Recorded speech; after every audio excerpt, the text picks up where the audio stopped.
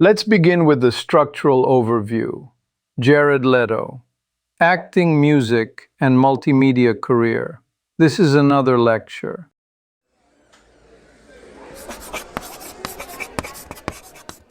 I'm Alexei.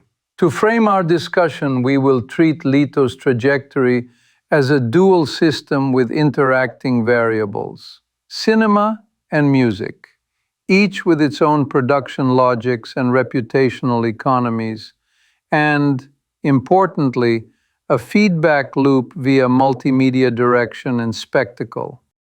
Hi, I'm Priyanka. I study creative industries and I work with Alexei. I'm here to ask questions that, hopefully, make the moving parts clearer. Before we get to the complexities, it's important to understand the basic categories. Jared Joseph Leto has for 3 decades maintained two primary professional identities: an actor known for immersive method techniques, and a musician who fronts 30 Seconds to Mars, a band he co-founded with his brother Shannon in 1998. In this context, method acting refers to a family of practices in which the performer alters body and behavior to deeply inhabit character psychology. Leto's corpus includes extreme weight loss for Requiem for a Dream, extreme weight gain for Chapter 27 with subsequent health consequences, and significant transformation for Dallas Buyers Club, for which he received the Academy Award, Golden Globe, and SAG Award for Best Supporting Actor. What is striking is that his musical practice mirrors the same intensity. He functions as lead vocalist, multi-instrumentalist, principal songwriter, and often as director of the band's ambitious short films under pseudonyms, constructing a multimedia architecture that blurs the line between record, tour, and cinema. This cross-modal intensity is, I would argue, the core thesis we should carry through the lecture. So, I guess we can start by thinking about it like this: two careers braided together. But is method acting only relevant for his film roles, or does it, kind of spill into how he designs the band's images and tours too? We observe a methodological continuity. While method acting is a performance doctrine anchored in character embodiment, the transferable element in Leto's case is the willingness to reconfigure self and environment to serve narrative. In music, that appears as high-concept visual authorship. The Kill with its Kubrickian isolation motif. From Yesterday, the first American music video filmed entirely in the People's Republic of China, within the Forbidden City. A Beautiful Lie shot near the Arctic Circle, with an NRDC partnership to offset impact. This is, if you will, method by other means, changing the world around the work to make the world of the work believable. Why does this matter now? Essentially, Leto is a case study in multimedia artistry under celebrity conditions, where films, albums, videos, and documentaries, Artifact, A Day in the Life of America, Into the Wild, are interlocked assets. Public discourse often misunderstands this system, reducing it either to method acting folklore or to the cliché of an actor vanity band, when in fact the band sold over 15 million albums, set a Guinness World Record with approximately 300 shows in a single album cycle, and, early on, deliberately avoided leveraging his Hollywood fame to build credibility through touring and visual identity. Isn't it interesting how that refusal to cross-promote functions like, a reputational firewall?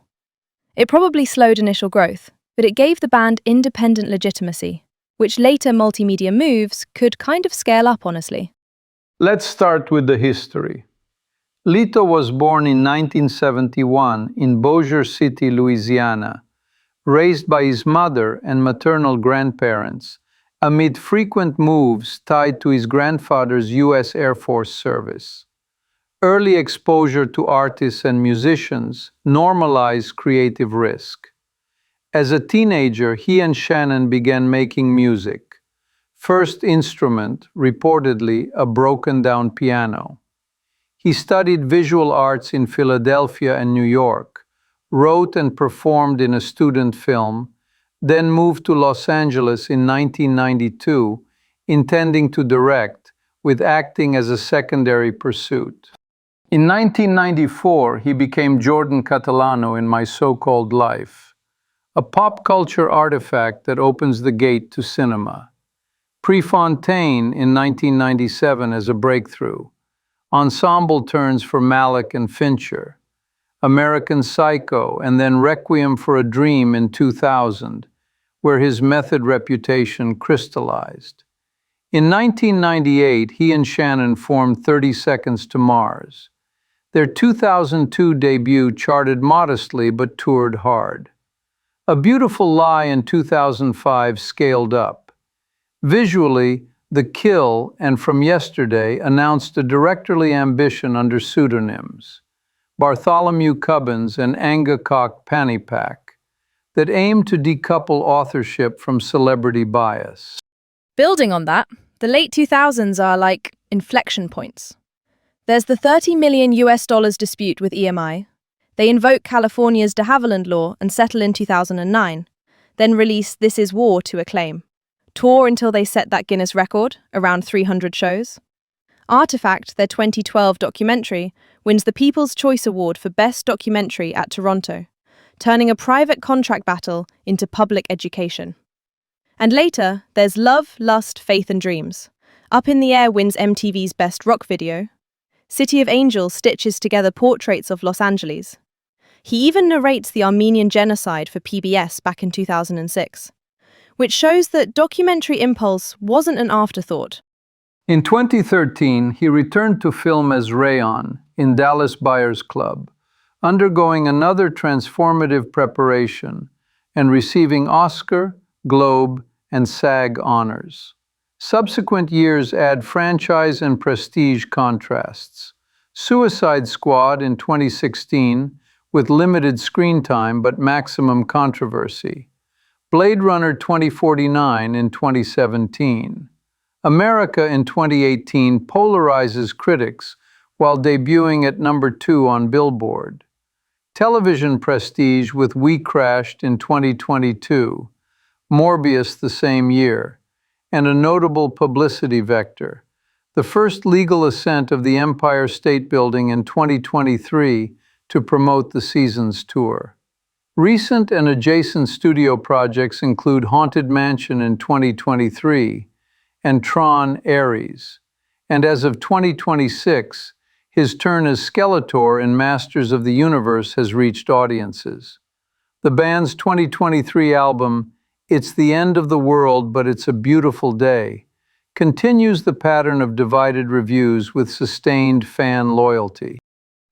On a personal note, as someone who lives amid academic silos, I admire to some extent his interdisciplinary rigor, composing, directing, litigating, and performing as interconnected research questions rather than separate careers. It is a reminder that method is not merely an acting term. It is a systems design problem. Moving forward, 3 large questions will structure our deeper analysis. Priyanka, would you like to pose the first? I've been wondering about this. Historically, how did Leto's method acting affect his trajectory? Like, did the extremity of Requiem, chapter 27, and then Dallas Buyers Club function as accelerators? Or did the costs, health, controversy, collaboration strain, ever slow him down in a measurable way? We can infer 2 concurrent effects. First, the accelerant.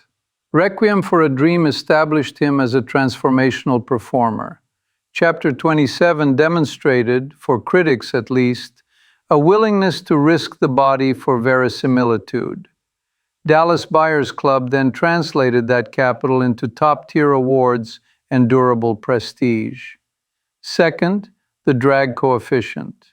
Method's off-camera spillover can generate media narratives that compete with the work.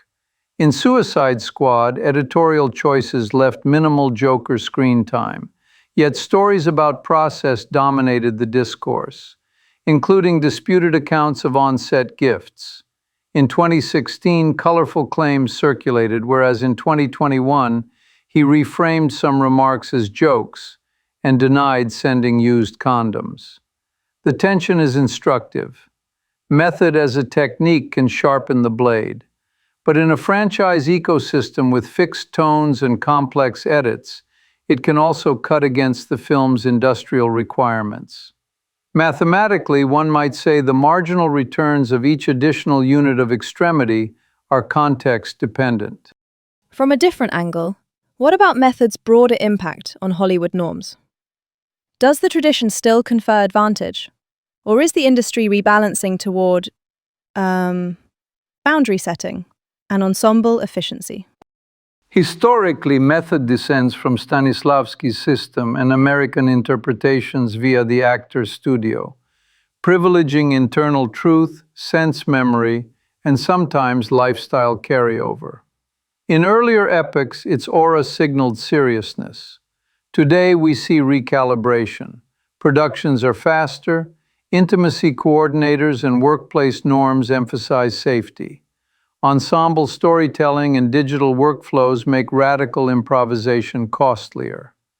Leto's portfolio nicely illustrates both sides. The concentrated internal work yields celebrated results, Dallas Buyers Club, and the same ethos can travel into voice-only discipline, such as narrating the Armenian genocide, where restraint, not extremity, carries the argument. Thus, the modern equilibrium looks like conditional method. Yes to deep preparation, careful to avoid process theatrics that disrupt collaborative throughput. What if we thought about it like this then? Suppose the EMI lawsuit had not settled in 2009 and the de Havilland Law defense failed. What alternate route might 30 Seconds to Mars have taken, practically and artistically? Counterfactuals are useful if constrained. If the defense failed, we likely observe three shifts. 1. An accelerated pivot to independence, direct-to-fan sales, early live stream monetization. Recall they later launched Vert, and a stronger reliance on touring economics that in reality they already excelled at. Their eventual Guinness record suggests operational capacity for such a model. 2. A sonic consequence. Without a major label runway, producers like Steve Lillywhite might be less accessible, nudging arrangements toward leaner, perhaps more experimental or fan-collaborative textures. The cinematic videos could persist, but at altered scale. 3. Reputational narrative. Artifact, instead of documenting a settlement and re-signing, might have become a manifesto for early independence, shifting their place in case law folklore and intensifying their role as artist rights advocates. The downside risks include cash flow strain, delayed releases, and reduced global radio push. The upside would be earlier ownership consolidation and community-deep engagement. And implications for the industry. Would a loss for the band have discouraged others from invoking the 7-year limit, or pushed labels to restructure contracts faster? We would likely see a chilling effect on copycat defenses in the short term, and a compensating innovation in the medium term. Labels, wary of precedent volatility, were already migrating toward 360-style agreements and diversified revenue capture. A band-side loss might have emboldened majors to harden terms. Conversely, visible artist setbacks often catalyze alternative infrastructures, crowdfunding, patronage tiers, and documentary transparency that eventually rebalance leverage. In simpler terms, the supply side tightens, the demand side routes around it. The historical record after their real-world settlement shows that even a negotiated outcome can rearrange bargaining posture. A clear loss would have delayed but not prevented the broader move toward artist autonomy. Last question. Present tense. How might Leto's multifaceted career evolve from here? There are contrasting signals. polarized reception for some later albums, major franchise roles like Tron Ares, and now Skeletor in Masters of the Universe, plus the stunt marketing like the Empire State Building climb. What is the likely arc? Arguably, we should expect further integration rather than bifurcation. The toolkit is established. Auteur-leaning films interleaved with studio franchises, albums contextualized by short films and documentaries, and spectacle-driven marketing that converts cultural attention into multi-platform traffic. Near-term vectors include transmedia expansions around tours, more day-in-the-life national portraits or city-specific microdocs, and technology inflection, such as volumetric capture for hybrid live events. The critical question is sustainability, physically after past transformations, reputationally amid polarized feedback cycles, and industrially as studios calibrate franchise tones. A durable path keeps the dramatic transformations for roles where they are necessary, stabilizes musical output with producer partnerships aligned to current vocal range and instrumentation, and continues using documentary to make the process itself part of the art object. And the public. How much does perception shape the actual opportunities now? Are we talking about like a measurable effect on casting and festival reception, or mostly noise? Public perception is a resource with variance. It influences greenlights at the margin, affects trailer engagement, and can tilt award campaigns. We lack, however, a unified data set that correlates controversy type to casting probability across time. Areas for further research include sentiment analysis across music and film cycles to detect cross-medium halo or drag effects, comparative studies on pseudonymous direction, Bartholomew Cubbins as a case, measuring whether masked authorship alters reception, and legal communications research on how projects like Artifact reframe artist-label bargaining power. Finally, a historiographical study of the Joker-era accounts, noting the discrepancy between 2016 sensational claims and 2021 clarifications, would be valuable as a test case in media memory formation. To summarize, Jared Leto's career is best defined as a dual-tracked system, acting and music, soldered together by multimedia authorship. We examined three questions. Historically, method acting as both accelerant and friction. Counterfactually, how an adverse EMI outcome might have forced earlier independence and shifted industry signals. And prospectively, how the next phase likely deepens integration while managing sustainability and perception. For further study, consider systematic analyses of transmedia careers and the legal architectures that scaffold them. Thank you for your careful attention. So, I guess that kind of sums it up. Thank you for listening and take care until next time.